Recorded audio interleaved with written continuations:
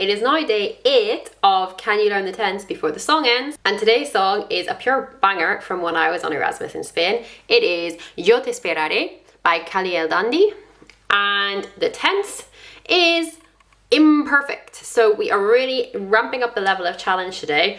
If you thought you didn't like the preterite tense, well, things just got a little bit harder, but panic not. We've got 3 minutes 45-ish seconds. I'm gonna tell you everything you need to know in that time for AR verbs only. So, vámonos. Right, the first thing you really need to know about the imperfect tense is how it differs to the preterite tense. The preterite tense that we saw last week was like, I did, I went, I go, I eat, etc. The imperfect tense is very different, but used to is a very key word in English that can help us trigger something in our brains that says, oh, I should be using the imperfect tense here. But used to is not the only thing. The general idea of the imperfect tense is that it is something that happened more than once or continuously in the past. So I personally think the easiest way to think about this is to think of the past tense as a line. Okay, so everything that happens in the past tense happens at some point along this line. So I ate dinner, you could cut the line and say it happened at this exact time.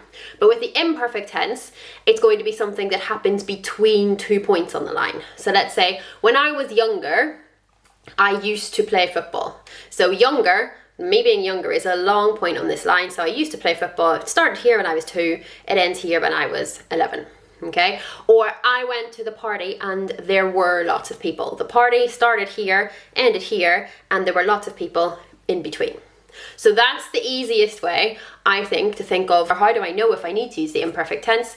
You think, is it something that happened once on the line, or is it something that happened between 2 points on the past tense line? If it happened between 2 points, then you should be using the imperfect tense. And actually forming it is just like any other verb. We've got our same 3 steps. You need the infinitive. The infinitive today will end in AR. You take off the AR and then you add the relevant endings. And the endings, I actually think these ones are quite fun. So if I was doing the action, if I used to do the action, you add aba. If you used to do the action, abas. If he, she, or it used to do it, aba. If we used to do it, abamos, with an accent on the A. If you all used to do it, abais. If they used to do it, aban.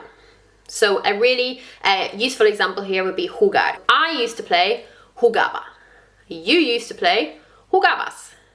He, she, or it used to play, jugaba. So I and he, she, and it are the same. We used to play, jugábamos. You all used to play, jugabais, and they used to play, jugaban. So now I'm going to give you some verbs and you're going to conjugate them for either I or we. So first verb we're going to use is tocar, to play an instrument. When I was younger, I used to play the violin. So, ¿cómo se dice I used to play? Tocaba, muy bien. And ¿cómo se dice we used to play?